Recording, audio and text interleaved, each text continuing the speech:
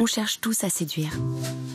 Mais quand on est privé de la vue, l'outil par lequel se passe principalement la séduction, comment fait-on ? Thierry Bergère, psychologue non-voyant, connaît bien la problématique. Il nous guide dans cette quête du sens de la séduction. En principe, quand on est dans un processus de séduction, tout commence par la vision. Et donc, il va falloir qu'ils mettent en place des stratégies de séduction qui vont reposer, en particulier, sur tous les autres sens. Et puis sur des choses comme la parole, comme le discours, et puis des choses comme le fait d'être capable de jouer d'un instrument de musique, etc., qui vont compenser, entre guillemets, au moins dans leur esprit, le moins du handicap, en y opposant un plus ailleurs. Rendez-vous à Paris pour une première rencontre avec Romain, non-voyant depuis l'âge de 8 ans, et ses musiciens. Wake up and dream, ça veut dire lève-toi et rêve. Sauf que moi, j'ai horreur de l'impératif. Alors quand on me dit lève-toi et rêve, je m'assieds et je joue.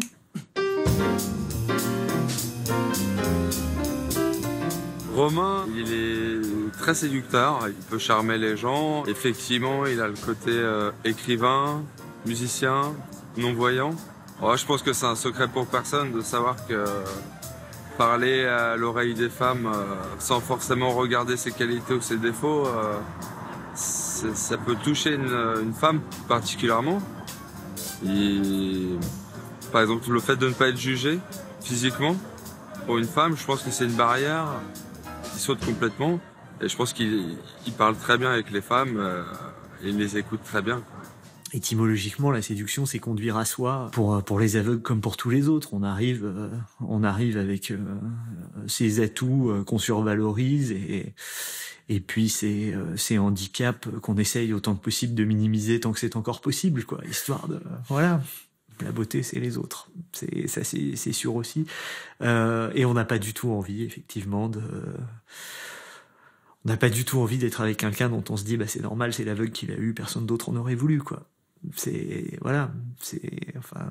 évident. Moi, en tant qu'époux aveugle, eh bien, je me rendais compte, notamment de par les interactions que ma femme avait avec les autres hommes autour de nous, que effectivement, c'était une très jolie fille.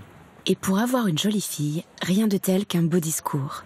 Pour Romain, qui est aussi écrivain et qui a donc l'habitude de manier les mots, c'est un exercice facile. Le téléphone, c'est par excellence le lieu du verbe, qui est un lieu dans lequel je me sentais à l'aise et dans lequel je me sentais à la fois séduisant et séduit pour peu que la personne qui m'intéresse ait des choses à dire, etc. Enfin, je me sentais une espèce d'agilité rhétorique qui faisait que oui, le téléphone était une arme qui me plaisait bien, ouais. Donc j'ai beaucoup dragué par téléphone, oui.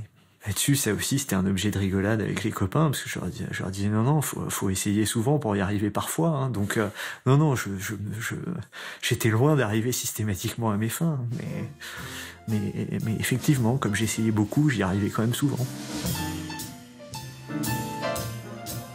Élise, je l'ai rencontrée à un séminaire qu'elle animait à la Sorbonne, tout ça, donc elle était dans le rôle de celle qui est sur l'estrade, donc celle qu'on convoite, enfin celle qui est au cœur de l'action le jour où je l'ai rencontrée. Et puis voilà, puis on s'est vu après ce séminaire. Il se trouve que Élise, pour la nommer, m'a dit qu'elle écrivait, que je lui ai dit que j'écrivais des livres, que j'avais moi-même publié un livre, donc je me suis retrouvé à mon tour dans une position somme toute très valorisante, parce que pour des gens qui ont envie d'écrire, voilà. Mais ça, à la limite, c'est de l'écume, quoi. C'est un truc, c'est de la poudre aux yeux. Dans le meilleur des cas, ça nous aurait valu de nuit, cette affaire-là, quoi. Après, c'est autre chose. On s'est écrit très vite, parce que Élise m'a envoyé des textes que je lui en ai envoyés. Et donc la correspondance a eu un très grand rôle entre nous au début. Mais c'est la même chose, quoi. C'est une façon de jouer, et donc de jouer, oui, sans se voir, quoi.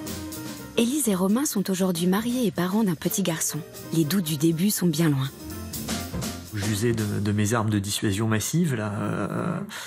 voilà, je disais à Elise que je pensais qu'elle mesurait pas dans quoi elle s'embarquait, sans doute en exagérant un peu l'ampleur du drame d'ailleurs, mais voilà, quoi, en lui disant que en aggravant un peu mon cas, je lui disais qu'elle avait déjà 2 enfants, qu'avec moi elle en aurait 3, ce qui est pas tout à fait vrai, mais malgré tout, si, il y a quand même un peu tout ça, et je voulais quand même qu'Élise mesure aussi que derrière le côté séduisant et charmant, il y avait le type dont il faut lire le courrier, faire la déclaration d'impôt,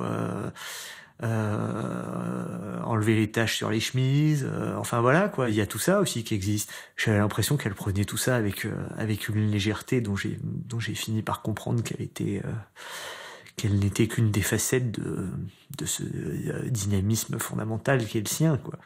Je dis pas que c'est aussi sans importance que avoir les cheveux blonds ou pas de cheveux, etc.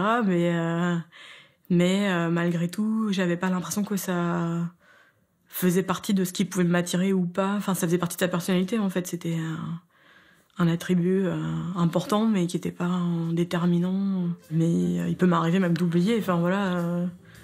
Je pourrais très bien, un jour, lui montrer une photo, etc. Enfin, voilà, je pourrais oublier, quoi. Enfin, pour moi, c'est vraiment... Enfin, j'y pense plus du tout.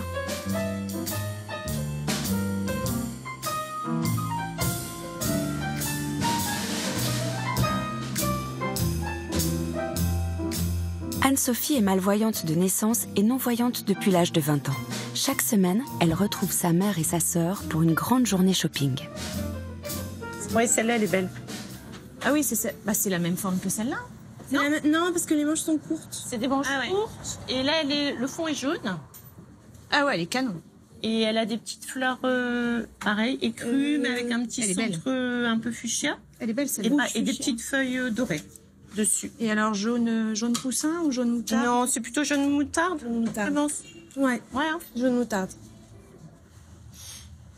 Ah, la combi short, j'adore. Regarde. Mais elle est... T'en as pas une bleu marine? Elle est bleu marine. J'en sais rien, moi. Bah, elle est bleu marine. Bah, elle est trop belle. Ouais.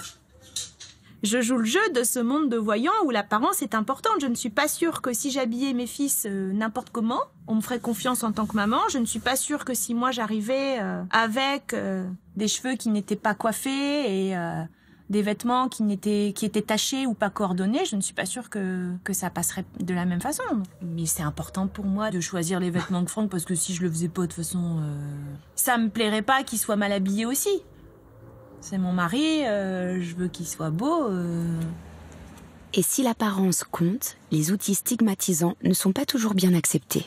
Une des conséquences qui est assez fréquente, je veux dire, de par cette peur un peu de pas séduire, c'est le refus des outils palliatifs et en premier lieu le refus de la canne blanche, parce que c'est quelque chose qui va être stigmatisant et ils vont penser, à tort ou à raison, que le fait d'avoir une canne blanche dans les mains va donner d'eux une image qui ne sera pas séduisante. La canne blanche, c'est quelque chose de difficile. Alors après, en voyant plus de tout, j'ai pas eu le choix. Hein. C'est comme tout. Mais en voyant mal, c'est très compliqué. Vous avez un peu la sensation d'être une bête furieuse qui débarque de nulle part et les gens ne savent pas comment réagir face à vous avec cette canne et c'est repoussant pour les gens. Très souvent, quand on travaille avec ces adolescents et qu'on arrive à leur faire comprendre que c'est pas parce qu'ils sont aveugles ou qu'ils sont malvoyants qu'ils ne seront pas en mesure de séduire un petit copain ou une petite copine, quand ils arrivent à intégrer au plus profond d'eux-mêmes cette chose-là, eh bien mécaniquement presque, on observe qu'ils se mettent à mieux accepter ces outils qui les stigmatisent, comme la canne blanche, comme le braille par exemple, ou comme le fait de sortir une feuille écrite en très gros caractères devant des camarades dans la classe par exemple. C'est super intéressant des fois de pas voir parce que moi je trouve des mecs très beaux alors qu'apparemment ils le sont pas forcément physiquement mais ils dégagent quelque chose. Je pense que j'ai un peu cette faculté d'avoir un petit radar. Alors des fois c'est fatigant mais j'arrive quand même à percevoir très très très vite les personnes et je ne suis pas parasitée par le physique. Quand je rencontre quelqu'un, c'est tout de suite d'autres choses qui se dégagent, la voix et j'arrive vraiment avec la voix et l'attitude à percevoir beaucoup de traits de caractère Quand on a eu nos premiers échanges professionnels, il m'a tout de suite interpellée dans sa façon de travailler, dans ce qu'il dégageait. J'ai déjà senti une extrême générosité de sa part, énormément d'altruisme. Et bon, j'ai quand même demandé le soir à ma maman, en l'occurrence, qui venait me chercher à la fin de mon stage, innocemment, comment il est, lui, physiquement Là. Ok. T'as vu toutes les... Tout quoi? On a le noisetier, tu Je vois. me décale. Ouais, t'as raison de te décaler, hein, parce que maman, elle est pas... One shot. Oh. Alors? Attends, laisse-moi compter. Moi, il y a un truc qui fonctionne pas avec moi, c'est les regards. Ça, je sais pas faire. Donc, je peux absolument pas capter le regard de l'autre. Et quand il y a beaucoup de monde, c'est comme ça que ça se passe. Je vais pas sortir du lot au milieu de monde, c'est impossible. Mais je vais surtout pas sortir de l'eau en boîte de nuit. Comme j'ai aucune notion d'où je suis, ni dans l'espace, ni à côté de qui, ni quoi que ce soit, c'est un peu... Ouais, je t'ai déjà surprise à draguer quelques mecs à côté. Hein, il y a déjà une anecdote comme ça où Franck, il est pas du tout boîte de nuit. Bon, c'était au début qu'on se connaissait, parce que maintenant je t'y emmène plus parce que je vieillis aussi. Et quand on y allait, moi je dansais avec mes copines et Franck était assis à moitié en train de comater dans les fauteuils. Et il y a une fois, tu m'as capté. En fait, il y avait un mec qui pensait que je le chauffais et je le chauffais pas du tout. Je savais juste pas qu'il était en face de moi, quoi. Et c'est vrai, hein? Oui, ça. Il a eu un grand moment de solitude. Du coup, Franck est venu me chercher. Franck est venu me chercher par le bras, et puis le mec, il s'est trouvé tellement con parce qu'il s'est rendu compte que je voyais pas.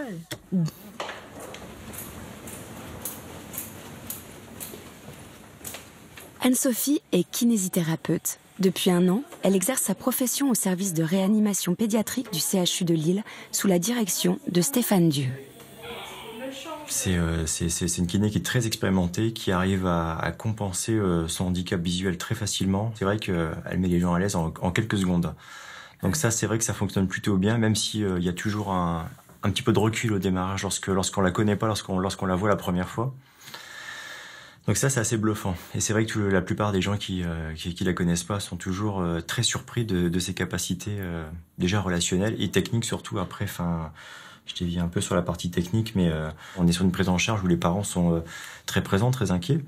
Donc je pense que l'aspect déjà d'arriver d'avoir une bonne apparence physique, d'être rassurant, ça joue forcément dans la relation de confiance, la relation qu'il y a.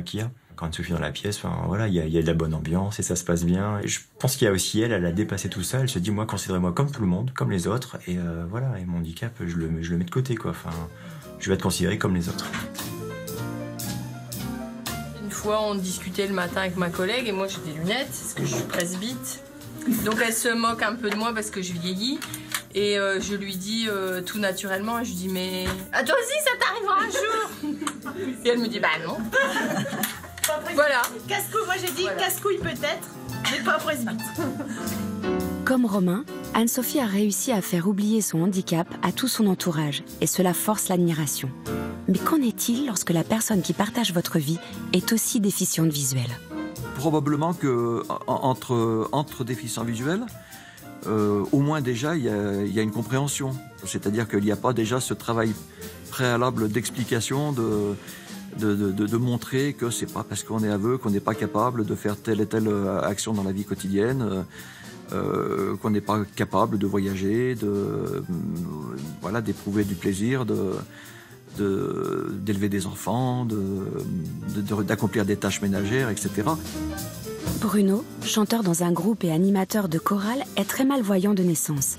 Il vit avec Valérie, non-voyante depuis l'âge de 8 ans.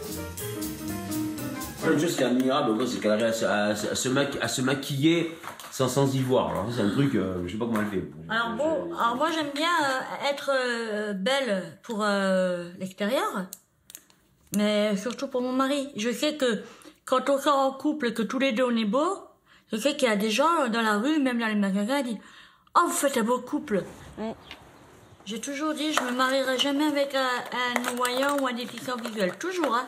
Que je disais toujours à Bruno, il me dit, mais si tu m'avais connu à 20 ans, est-ce que tu te serais mis avec moi? Je dis, non.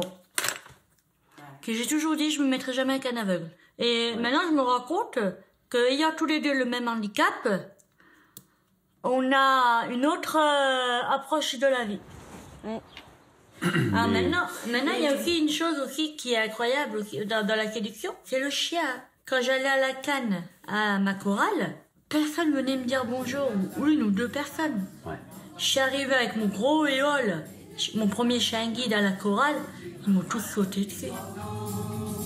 Pour te guider sur le chemin, la liberté, comme aucun chien, pour avancer dans son valide, plein de dangers, en un chien guide.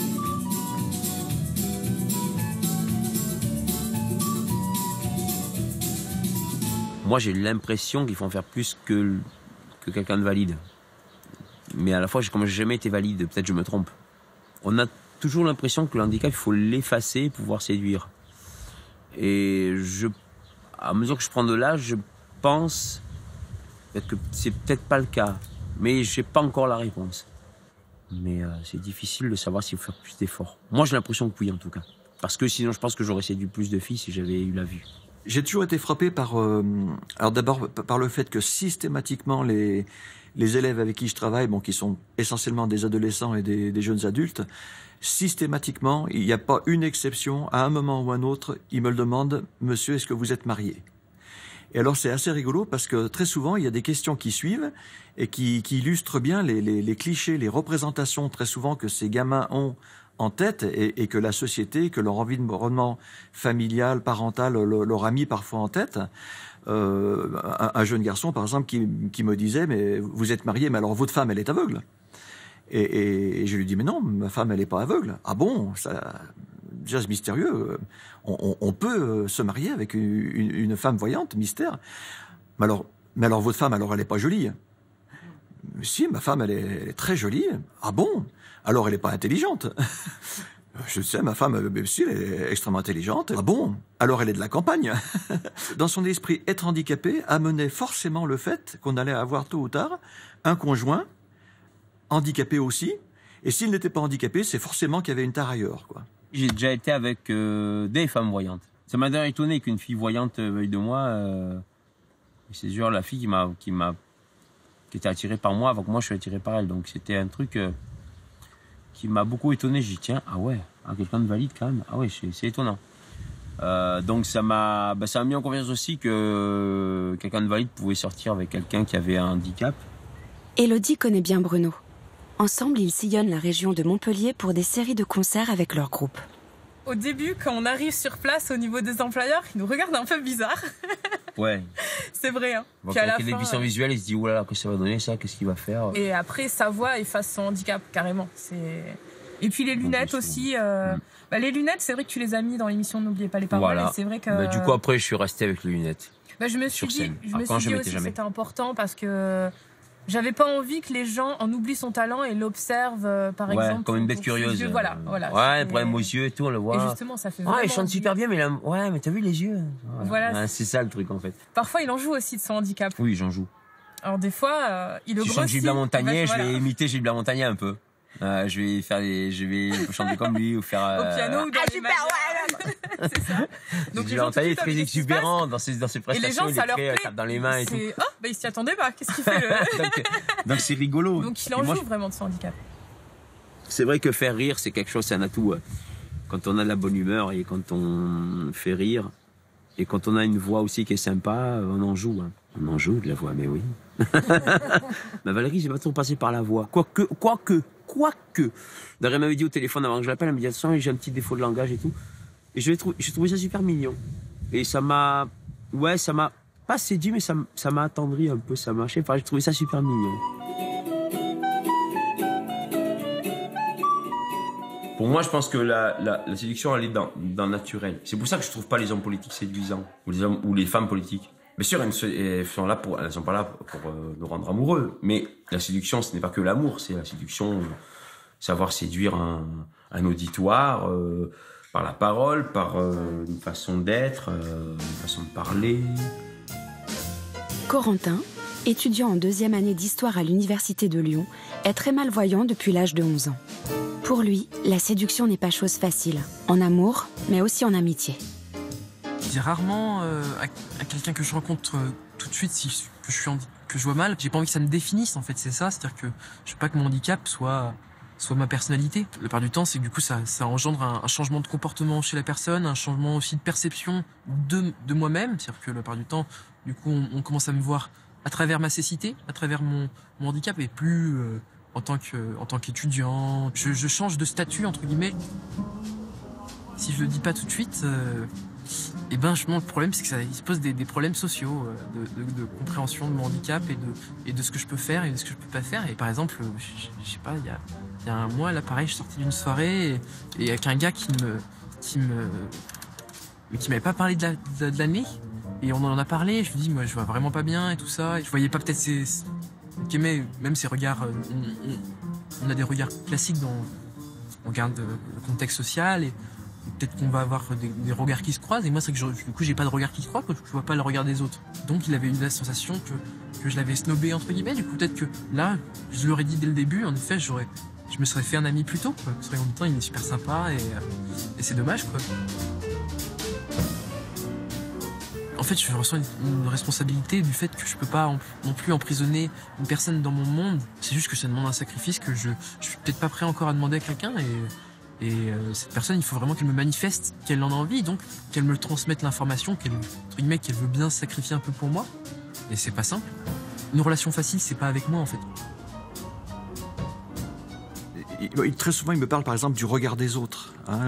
Et en fait, quand on parle avec eux du regard des autres, très souvent, on s'aperçoit que c'est le regard qu'eux-mêmes portent sur eux.